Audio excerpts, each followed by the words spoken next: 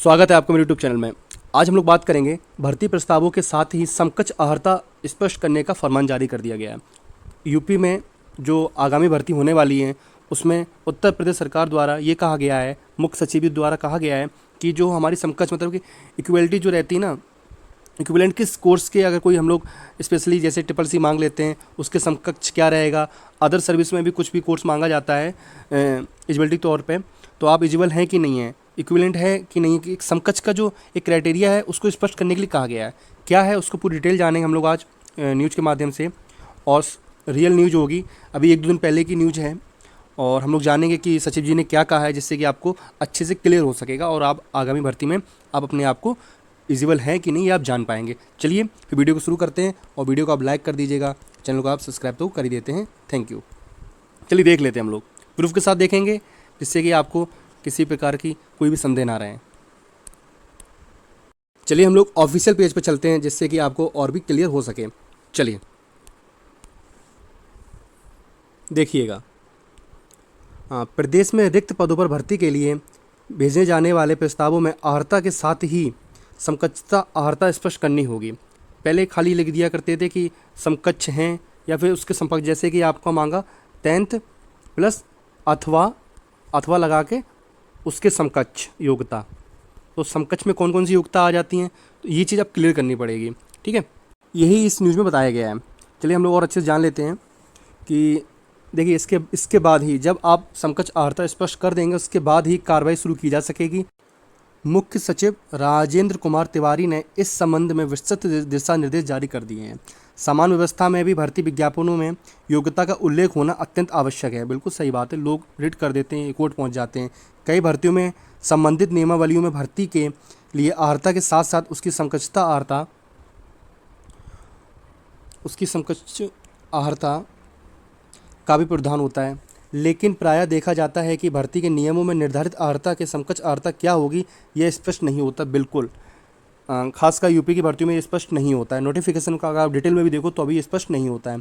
देखिए, विभागों द्वारा भर्ती के नियमों में प्राविधान अर्हता की समकक्षता अर्हता को स्पष्ट किए जाने के बिना ही पद विज्ञापित कर दिया जाता है। इससे चयन प्रक्रिया में कई तरह की कठिनाई आती हैं। तमाम मामले हाईकोर्ट पहुँच जाते हैं, जैसा कि मैंने आपको बताया, जिससे चयन प्रक्रिया में अनावश्यक रूप से विलंब की स्थिति होती है। चलिए, लेकिन एक सराहनीय कदम है कि आप ये पहले क्लियर कर दोगे तो जो हमारा पद भरने में या फिर जो भी जॉब होती है उसको भरने में जो भी दिक्कत आती है, फिर लेट हो जाती है, जो लेट होती हैं जॉब्स वो लेट नहीं होगी। तो क्या कहा गया है, मुख्य सचिव ने रिट याचिका संख्या ये जो संख्या थी 656 बची 2020 रिट ए में विकास एवं 80 अन्य बनाम राज्य सरकार के बाद में ये रिट इन्होंने दायर की थी, जिसका परिणाम आपको देखने को मिल रहा है, एक पॉजिटिव परिणाम है। राज्य सरकार के बाद में हाईकोर्ट के निर्णय का उल्लेख करते हुए इस संबंध में स्पष्ट निर्देश जारी किए हैं।